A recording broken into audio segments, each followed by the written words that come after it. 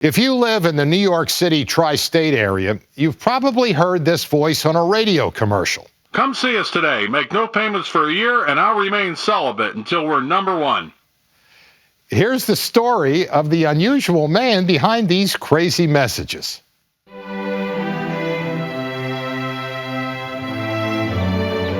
This man lives in two very different worlds. He resides in New Jersey and owns and operates both a 330-acre cattle ranch and a thriving automobile dealership. He's a true urban cowboy, and he spends his days in a chaotic world shaped by man and a tranquil one ruled by Mother Nature.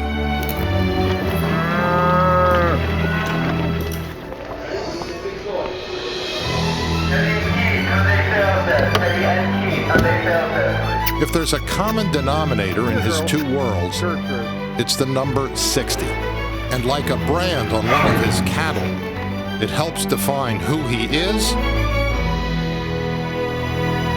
and who he was.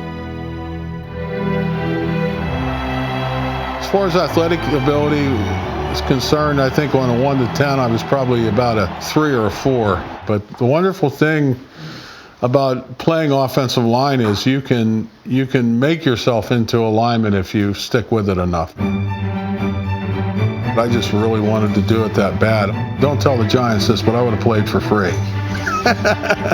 He didn't have as much talent as a lot of other players, but Brad played as close to his potential as any player I've ever coached.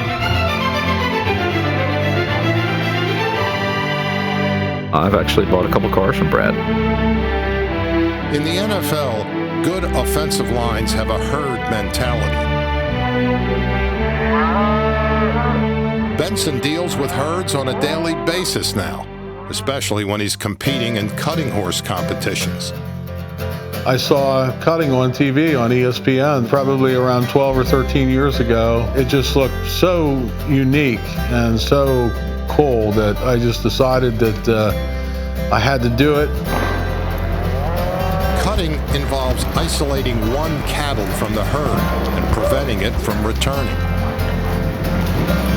You try to read just like you would try to read a defensive end, whether you see his eyes, his body, or whatever, and try to anticipate which way that cow's going.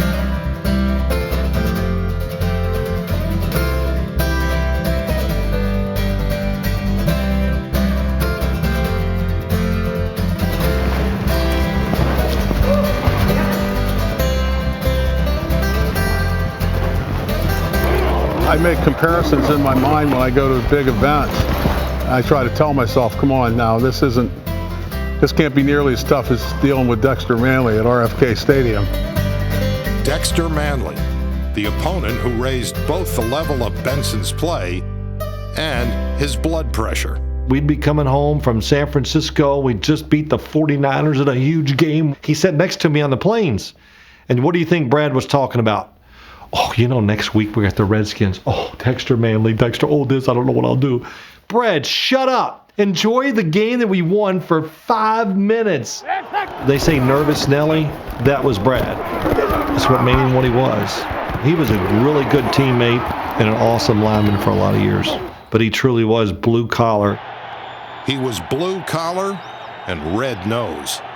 He's always bleeding across his nose. I mean, he had more nose surgery on that one little spot. One of the few good drive blocks of my career, I was able to get into a guy and really rake into him, but my helmet came down across the bridge of my nose, and it just really broke the bones here, split it wide open. It just stayed open for the whole year. It was bad. After 20 or 30 times, it just eventually got to the point where I just don't sew it anymore. If your nose bleeds a little bit, it's even better.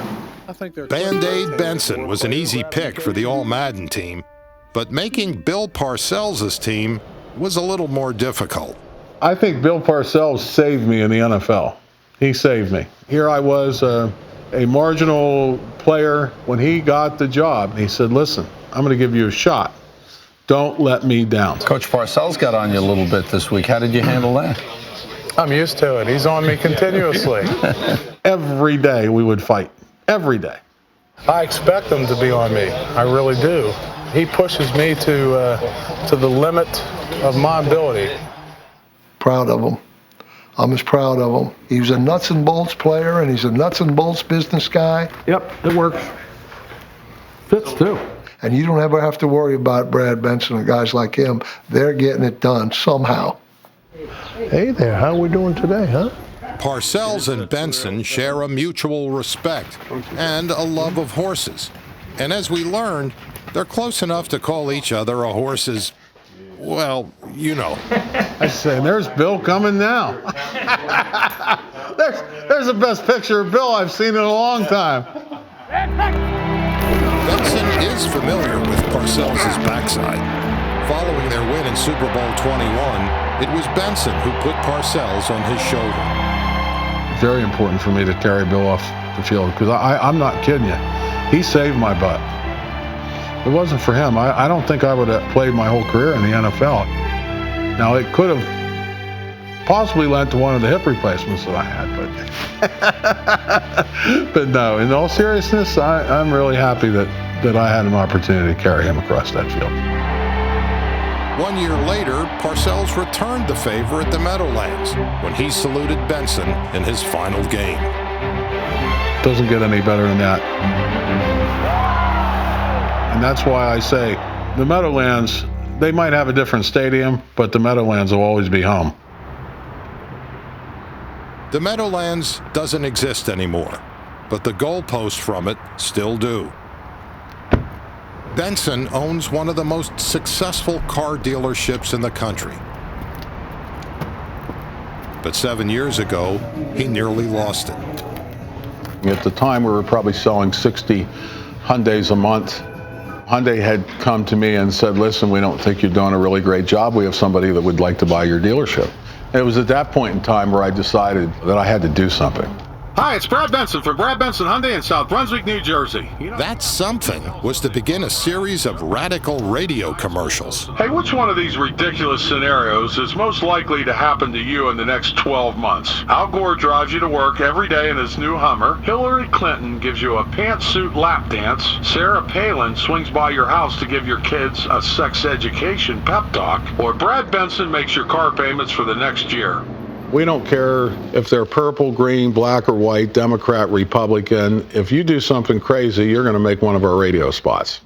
We're giving every customer a holiday shopping check for $1,000. So who could benefit from the whole no payments for a year thing? Well, if you're going to be indisposed for a year or so, like, I don't know, Plaxico Burress, no payments for a year would be a real plus. Sorry, Plaxico. You sure shot yourself in the foot when you shot yourself in the leg. I think the world needs a little bit of political incorrectness right now. I think that we are just so afraid of everything. Doesn't mean you're not kind to people just because you do something a little bit off the wall. It just means that you're willing to step out there and take some chances that other people maybe just don't want to do. Some people do get offended by them, but I think it's creative, and he picks on everybody, in a loving manner. He picks on himself, He's picked on me, when he was celibate. That doesn't say too much for me. Last month, we were the number 2 Hyundai dealer in the country. But hey, I want to be number 1, so I'm giving up sex until we reach that goal. Now, you're probably thinking, Brad, what about your poor wife? It's probably the greatest thing his wife ever heard. That's the one. Because we laughed because he wasn't getting any when he was playing. So that's not a stretch for him. The goalposts in his parking lot and the stadium seats in his stable are reminders of a world he left long ago. But for Brad Benson, the man who lives in 2 new worlds, the ultimate reminder of the life he once lived in the NFL is never far away. I used to save this ring because I was afraid of doing something to it. And I said, this is just utterly ridiculous. To work this hard for something and to be so proud of something and not to wear it, I wear it all the time now. The only time I don't wear it is if we're baling hay here on the farm, because I worry about it getting caught in a piece of equipment and losing the ring and my finger. It'd probably hurt me worse to lose this ring than my finger. It's really funny because you would think that when you put a ring on every day, that it would just get routine or get old. Super Bowl rings don't become routine. They change your life forever.